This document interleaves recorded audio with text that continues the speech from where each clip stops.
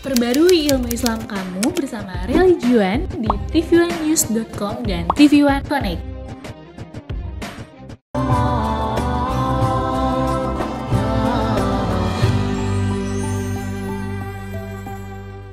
Bismillahirrahmanirrahim. Assalamualaikum warahmatullahi wabarakatuh. Alhamdulillahirrahmani arsala bil huda wa dini haqqin mustafahu Ahmad. Allahumma salli wa sallim ala sayyidina Muhammadin salatan taghfiru biha jami'ad dhunub wa ala alihi wa sahbihi wa tabi'ina wa man bihadihi muqtada. Asyhadu an la ilaha illallah wa anna sayyidana Muhammadan abduhu wa rasuluhu sayyidil ajami wal arab, amma ba'd. Pemirsa TV1, Assalamualaikum Nusantara yang dirahmati oleh Allah, hadirin yang semoga dimudahkan hajatnya oleh Allah. Puji syukur pada saat ini bisa bermuajah dalam keadaan sehat walafiat, dan semoga kita bisa menelaah Rasul sallallahu alaihi wasallam baik sejak sebelum lahirnya atau ketika beliau masih kecil, ketika beliau mulai dewasa, ketika beliau sudah menjadi nabi, ketika beliau hijrah dan lain sebagainya, karena setiap yang dari Nabi Muhammad sallallahu alaihi wasallam itu pastinya adalah sesuatu yang memang indah, di mana Allah Subhanahu wa taala berfirman, laqad kana lakum fi rasulillahi uswatun hasanah. Sudah ada pada diri Rasul itu uswatun hasanah, satu suri tauladan. Suri tauladan itu berbeda dari contoh. Kalau sesuatu yang kita bisa jadikan contoh, tidak selalu bisa kita jadikan sebagai suri tauladan. Karena contoh atau seorang yang menjadi figur itu bisa kita teladani, tapi tidak seluruh dari kehidupannya bisa kita tiru. Tapi beda dengan Nabi Muhammad SAW. Uswatun hasanah, suri tauladan yang baik, itu karena setiap yang di Nabi Muhammad itu adalah baik. Cara beliau makan, cara beliau minum, jalannya, duduknya, marahnya, senyumnya, tangisannya, dan seluruh dari Nabi Muhammad adalah sesuatu yang sifatnya bisa untuk kita tiru, dan meniru beliau dalam hal-hal yang sifatnya mubah pun dijadikan sebagai satu pahala oleh Allah Subhanahu wa taala. Di mana masa kecil Nabi Muhammad SAW itu adalah masa-masa beliau dijaga oleh Allah Subhanahu wa taala dengan penjagaan yang luar biasa. Beliau dilahirkan di kota Mekah di 30 hari setelah serangan Abrahah, ketika dia ingin untuk menghancurkan Ka'bah dan dia ingin agar orang tidak datang ke Mekah untuk bertawaf, akan tetapi datang ke Ka'bah buatannya yang ada di Yaman, sehingga dia berniat untuk menghancurkan Ka'bah. Dan saat itulah Allah menurunkan bala bantuan yang sangat ringan, yaitu burung-burung yang akhirnya hancurlah Abrahah. Saat itu tantangan dari Abrahah diterima oleh Abdul Muttalib, kakek Nabi Muhammad SAW, seperti yang saya sampaikan tadi, 30 hari sebelum lahirnya Nabi Muhammad SAW. Maka ketika hancur pasukan Abrahah dari burung-burung yang membawa sijil, toiron ababil tarmihim bihijaratim min sijil, melempar mereka pasukan Abrahah dengan batu yang terbuat dari api neraka, sehingga mereka dijadikan ka'asfim ma'kul, seperti daun yang termakan ulat yang bolong-bolong. Itu yang terjadi kepada pasukan Abrahah.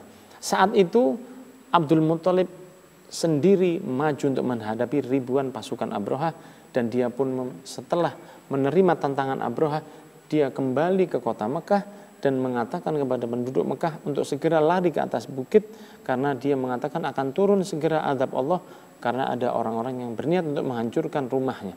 Maka di Ka'bah itu beliau memegang Ka'bah sambil mengatakan, Lahumma innal qauma yamna' rihlahu famna' rihalak.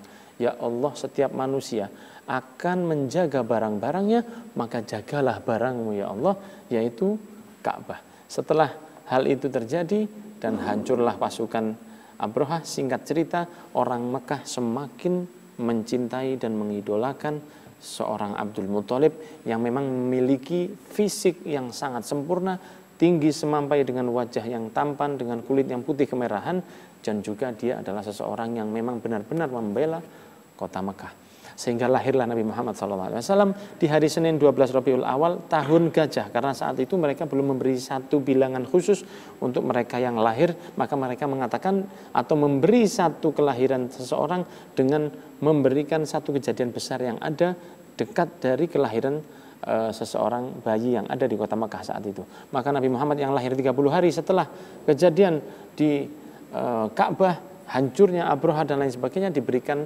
kelahiran Rasul sebagai tahun gajah. Lahirlah Nabi Muhammad SAW, dan cahaya dari Nabi Muhammad SAW yang begitu terangnya sehingga membuat Siti Aminah bisa melihat bangunan-bangunan yang jauhnya ribuan kilo. Dan itu disampaikan sendiri oleh Siti Aminah radhiyallahu anha wa ardhaha. Kemudian cahaya yang luar biasa itu diabadikan di dalam beberapa kitab maulid, yang Rasulullah SAW mengatakan sendiri tentang keindahan cahaya itu, dan kita sering mendengarnya di maulid. Tiba kita dengarkan, wamtala'atis samawatu anwar, langit-langit itu menjadi terang benderang. Sedangkan kita ketahui sendiri di dalam Diyaul Lami, guru mulia Habib Umar bin Hafid mengatakan, wa gubaila fajrin abrazat syamsul huda. Sebelum fajar, karena ada qobla, ada gubaila. Kalau qobla itu sebelum dengan tanpa ada batasan. Setahun sebelumnya itu bisa dikatakan qobla. Kalau saya mengatakan dalam bahasa Arab, setahun sebelumnya qoblas sana. Tapi kalau saya katakan kubaila, itu kubaila adalah sesuatu yang sifatnya sebentar sebelum. Bisa cuma setengah jam atau 1 jam saja. Tidak bisa dikatakan kubaila sanah, itu nggak bisa karena terlalu jauh. Tapi kalau saya katakan sebelum setahun, maka saya mengatakan qoblas sanah, sebelum 1 tahun yang lalu. Maka dikatakan oleh guru mulia Habib Umar bin Hafid, wa qubaila fajrin, sebelum fajar, abrazat syamsul huda, lahirlah matahari petunjuk, yaitu Nabi Muhammad SAW. Maka kalau kita gabungkan dua susunan maulid yang sangat masyhur ini, kita dapati bahwa lahirnya Rasul sebelum subuh dan membuat cakrawala ini bercahaya. Sehingga cahaya itu lebih besar dari cahaya matahari. Karena cahaya matahari itu hanya bisa menerangi salah satu bagian bumi saja.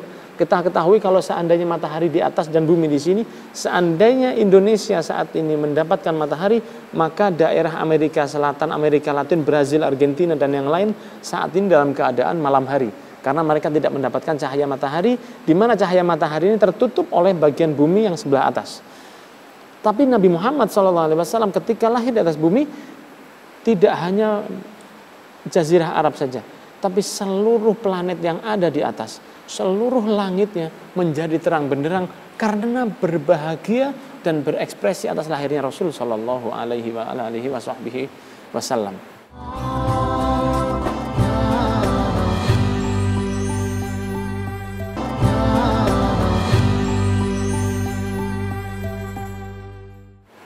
Makanya keluarlah orang-orang Yahudi saat itu. Salah satu pendeta Yahudi keliling ke beberapa rumah yang ada sambil menanyakan kepada mereka, apakah ada dari kalian yang melahirkan seorang anak bayi pada malam hari ini? Dan semua mereka mengatakan tidak. Akhirnya pendeta tadi mengatakan, celakalah kalian, lahir malam hari ini seorang anak yang akan menjadi Rasul dan bukan dari golongan kalian para orang Yahudi. Bagaimana seorang rohib atau seorang pendeta tadi tahu bahwa lahir seorang nabi? Karena dia melihat cahaya yang luar biasa di malam sebelum subuh. Dan Nabi Muhammad SAW akhirnya diasuh oleh Siti Aminah selama 1 tahun. Dalam 1 tahun berikutnya datanglah Halimah As-Sa'diyah, datang untuk memberi ASI kepada Rasul dan memberi pelajaran tentang bahasa Arab kepada Nabi Muhammad SAW. Singkat cerita, Nabi Muhammad dibawa ke kampung Sa'ad, kampungnya Halimah, yang notabene Halimah dulunya adalah seorang yang sangat miskin dengan kehidupan yang sangat sederhana, dan dia memiliki onta yang sudah hampir mati karena kekeringan, kambing-kambingnya tidak bisa menghasilkan susu, dan semuanya menjadi sangat baik. Kambing-kambing itu bisa memproduksi susu dengan baik dan jumlah mereka semakin luar biasa sehingga Halimah tidak bisa mengumpulkan mereka di kandangnya, dilepas di luar karena saking banyaknya kambing yang ada. Semua berkah adanya Nabi Muhammad SAW di rumah Halimah Sa'diyah yang saat itu Nabi Muhammad belum menjadi nabi, masih berusia satu tahun. Setelah itu Halimah menjaga Nabi Muhammad SAW lebih dari menjaga anaknya sendiri. Usia 5 tahun Nabi Muhammad dikembalikan ke Siti Aminah. Setelah kembali di Siti Aminah, Rasul dijaga dengan sangat luar biasa. Di saat itu Siti Aminah ingin memperkenalkan Nabi Muhammad SAW kepada kakek dan paman-pamannya yang ada di Madinah. Maka mengadakan perjalanan Siti Aminah dan seorang pembantunya ke Madinah, dan setelah beberapa hari di Madinah, Rasulullah SAW ketika pulang kembali ke Mekah, Siti Aminah wafat di satu tempat yang dinamakan Abwa, dan dari situ Rasul kembali dengan pembantunya hingga ketika Abdul Muthalib kakek Rasul SAW melihat Rasul hanya kembali dengan pembantunya, dia pun bertanya, kemana menantu saya, kemana ibu Muhammad SAW? Si budak tadi mengatakan ibunya telah wafat di tengah jalan di kota Abwa. Maka Abdul Muthalib mengatakan saat itu, sejak saat ini dia akan menjadi anak saya. Ketahuilah hadirin yang dirahmati Allah dan pemirsa yang ada di rumah, bahwa seorang Abdul Muthalib adalah orang yang kalau bahasa kita saat ini dikatakan sebagai orang yang crazy rich atau tajir gila, orang yang sangat berduit. Ketahuilah waktu Abrahah datang untuk menghancurkan Mekah, sempat merampas 200 ekor onta yang dimiliki oleh Abdul Muthalib. 200 ekor onta, jika satu onta dihargai 50 juta, maka dari onta saja Abdul Muthalib memiliki harta sekitar 10 miliar kalau uang sekarang. Belum lagi uang dinarnya dan belum lagi pekerjaannya yang luar biasa. Abdul Muthalib adalah seorang yang sangat kaya raya. Maka diasuhlah Nabi Muhammad dengan penuh kasih sayang. Tidak akan pernah seorang Abdul Muthalib makan di malam hari, di siang hari, atau ketika sarapan, kecuali Nabi Muhammad harus duduk di sebelahnya. Semua makanan yang tersaji di atasnya, di atas meja itu harus ada Nabi Muhammad di sebelahnya, dan apapun makanan yang terbaik itu akan diambil untuk diberikan kepada cucunya yang tercinta, yaitu seorang Nabi Muhammad SAW.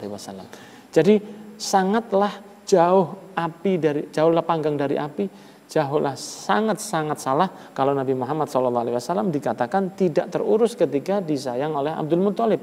Bahkan yang kita ketahui bahwa Abdul Muthalib menjaga Nabi Muhammad SAW dengan penjagaan yang lebih dari bagaimana Abdul Muthalib menjaga kepada anak-anaknya. Belum lagi satu kisah ketika Rasul SAW bermain di sekitar Ka'bah.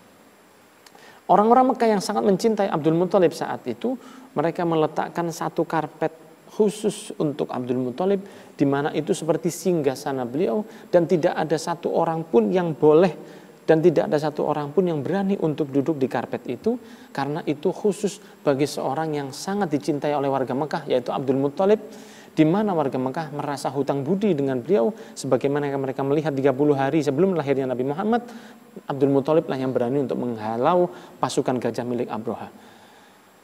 Rasul SAW yang berusia 6 tahun saat itu yang masih kecil berlari-lari sekitar Ka'bah, lalu dengan polosnya Nabi Muhammad duduk di karpet Abdul Muthalib. Maka orang-orang yang melihat fenomena ini, mereka berdiri dan berteriak mengatakan, wahai anak kecil, berdirilah kamu dari tempat itu, karena tempat itu khusus bagi Abdul Muthalib. Nabi Muhammad hanya melihat dan tidak berdiri dari tempat itu. Maka mereka semua pun takut kalau Abdul Muthalib tahu bahwa singgasananya atau tempatnya yang nempel di Ka'bah tadi diduduki oleh seorang yang selain beliau sendiri. Ketika Abdul Muthalib datang dan melihat kegaduhan yang ada, maka Abdul Muthalib melihat dan mengatakan apa yang terjadi. Mereka semua terdiam, dan ada satu orang yang beranikan diri mengatakan, ada satu anak yang berani duduk di tempat yang telah disediakan untukmu, wahai Abdul Muthalib. Siapa dia? Ketika Abdul Muthalib melihat kepada Nabi Muhammad dan tahu bahwa yang duduk di atasnya adalah Rasul SAW, maka memerah pipi Abdul Muthalib, marah. Bukan marah ke Nabi Muhammad SAW, akan tetapi marah kepada semua orang yang ada di sekitar Ka'bah sambil mengatakan, Da'uh, tinggalkan dia. Karena ini anak saya, hada ibni, ini anak saya.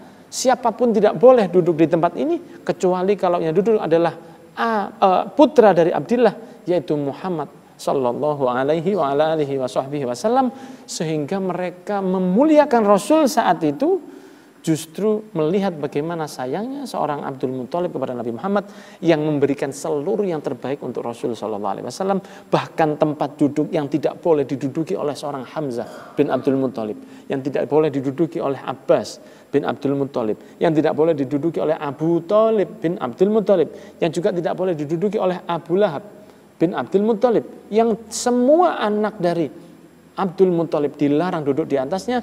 Akan tetapi ketika yang duduk adalah seorang anak kecil yang bernama Muhammad bin Abdullah, kakek yang sangat mencintainya mengatakan da'uhu. Beliau marah kepada semua orang yang melarang Nabi Muhammad dan mendekati Nabi Muhammad SAW, menunjukkan betapa cintanya seorang Abdul Muthalib kepada Nabi Muhammad SAW.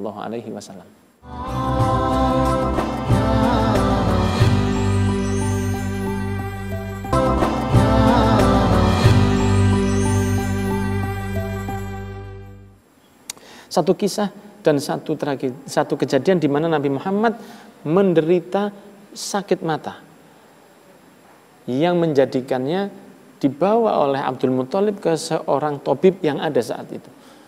Ketika Nabi Muhammad SAW dibawa oleh seorang tabib, kemudian tabib ini mengatakan, siapa putra ini? Siapa anak ini? Abdul Muthalib mengatakan, ini adalah cucu saya. Kenapa? Dia sedang sakit matanya. Dan inilah yang sering dipakai orang untuk mengatakan bahwa Rasul itu seperti manusia biasa. Ketahuilah hadirin dan hadirat serta pemirsa yang dirahmati oleh Allah, cara pemandang kita kepada makhluk Allah itu tergantung bagaimana hati kita untuk melihatnya. Al-madad ala qadril mashhad. Kita akan mendapatkan satu kemuliaan apabila kita bisa cara memandang kepada sesuatu yang diberikan oleh Allah Subhanahu wa taala. Jangan hanya berhenti bahwa Rasul pernah sakit mata, tapi lanjutkan bagaimana apa yang diberikan oleh Allah dalam sakit matanya Nabi Muhammad SAW. Ketahuilah ketika Abdul Muthalib membawa Rasul ke seorang tabib, tabib itu mengatakan, siapa anak ini? Karena saya melihat tanda-tanda yang bukan anak biasa. Saya melihat ketika dia berjalan kemana-mana ada mendung yang selalu mengikutinya. Makanya dikatakan di dalam setiap ada di dalam salah satu sholawat dikatakan assalamu alal mudhallali bil ghamamah. Sholawat serta salam kepada yang selalu dinaungi oleh mendung. Saya melihat dia tadi dinaungi oleh mendung dan belum lagi cahaya yang ada pada dirinya. Kemudian si tabib tadi mengatakan, jangan-jangan ini calon yang akan menjadi seorang nabi di kemudian hari. Maka dia mengatakan kepada Abdul Muthalib, bawa pulang saja anakmu. Abdul Muthalib bertanya, bukankah saya datang ke sini untuk membuat dia sehat? Si tabib mengatakan, obatnya ada pada dirinya sendiri. Maka Abdul Muthalib mengatakan, bagaimana ada di tubuhnya sendiri? Dikatakan oleh tabib tadi, ambillah sedikit dari liurnya dan usapkan ke matanya yang sakit, langsung dia akan sembuh seperti sedia kala. Maka Abdul Muthalib mengatakan, wahai Muhammad, sedikit saya ambil ludahmu dan diusapkan ke Nabi Muhammad SAW, dan saat itu pula mata Rasul yang sakit menjadi sehat, bahkan menjadi lebih terang dari sebelumnya. Allahumma sholli ala sayyidina Muhammad.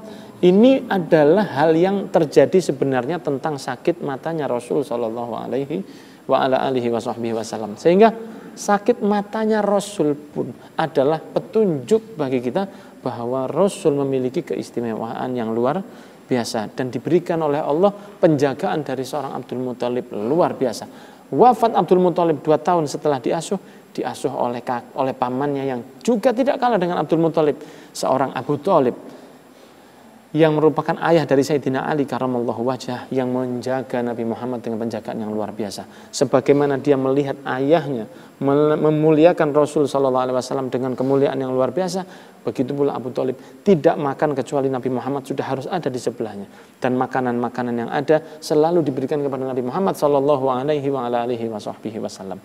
Sehingga hadirin dan pemirsa yang dirahmati oleh Allah, kisah kecil dari Nabi Muhammad SAW ini menunjukkan betapa Allah menjaga kepada Nabi Muhammad SAW dan bagaimana Allah menjaga salah satu yang akan menjadi makhluk terindah yang pernah diutus oleh Allah Subhanahu wa Ta'ala. Nabi Muhammad SAW juga menjadi seseorang yang diajarkan oleh Allah berdagang sejak kecil.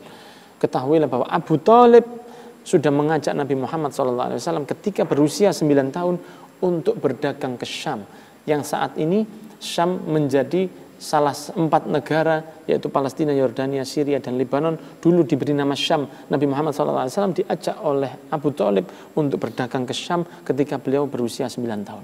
Dan ketika berada di tengah perjalanan, bertemu dengan seorang pendeta yang masih mengikuti syariat dari Nabi Isa alaihissalam, yaitu seorang ahlul kitab yang bernama Buhairah. Ketika Buhairah melihat rombongan yang ada berangkat dari Mekah, berhenti di depan rumahnya, maka Buhairah meminta rombongan tadi untuk bisa masuk ke dalam rumahnya dan dijamu. Melihat ada satu anak yang duduk di bawah pohon yang diberi nama salah satu sahabat, pohon yang diberi nama sebagai sahabat, satu-satunya pohon yang dijuluki sebagai sahabat Rasul, yaitu pohon yang di bawahnya Rasul bernaung. Buhairah melihat itu kemudian mengatakan kepada yang lain, siapa anak itu? Abu Thalib mengatakan, itu adalah anak saya. Tidak mungkin itu sebagai anakmu. Karena Buhairah sudah melihat ada naungan awan di atas Rasul, serta bagaimana Rasul SAW mengeluarkan cahaya yang luar biasa dari wajahnya. Maka didatangi anak itu, dan Buhairah mengatakan kepada Abu Thalib, ini bukan anakmu. Anak siapa ini? Abu Thalib mengatakan, ini adalah putra saudara saya yang sudah wafat, yaitu Abdillah. Bagaimana kamu bisa tahu bahwa dia bukan anak saya? Karena dia memiliki keistimewaan yang luar biasa. Dilihat oleh Buhairah, maka Buhairah mengatakan kepada Abu Thalib, wahai Abu Thalib, ajak anak ini segera pulang, karena saya takut jika anak ini lanjut hingga ke Syam, saya takutnya nanti dia akan dibunuh oleh orang-orang Yahudi yang telah mengetahui tanda-tanda kenabiannya, yaitu diantaranya adalah bagaimana mendung selalu menaunginya. Dan akhirnya dibawa pulang oleh Abu Thalib, dan selamatlah Rasul SAW. Maka kalau kita ambil kesimpulan, kita lihat bagaimana Rasul ketika akan lahir dijaga oleh Allah lewat penjagaan dijauhkannya Abrahah dari mengganggu kota Mekah. Ketika lahirnya Rasul dibawa oleh Halimah yang menyayanginya lebih dari menyayangi dirinya, anak-anak sendiri. Kembali ke ibunya menyayangi beliau dengan sangat luar biasa. Kembali ke Abdul Muthalib, dijaga oleh Allah lewat Abdul Muthalib dengan menjaga yang luar biasa. Di Abu Thalib juga dijaga, bahkan mendapati panas Allah juga tidak rela. Rasul pun dijaga dari panasnya Jazirah Arab. Semoga bagaimana Allah menjaga Nabi Muhammad, Allah juga menjaga kepada kita, dan hati kita dijadikan hati yang baik sehingga kita mencintai Rasul sejak lahirnya hingga wafatnya, dan semoga kita dimudahkan melakukan sunnah-sunnah Rasul mulai lahir sampai wafat adalah keindahan dan kemurnian dan penjagaan dari Allah. Wassalamualaikum warahmatullahi wabarakatuh.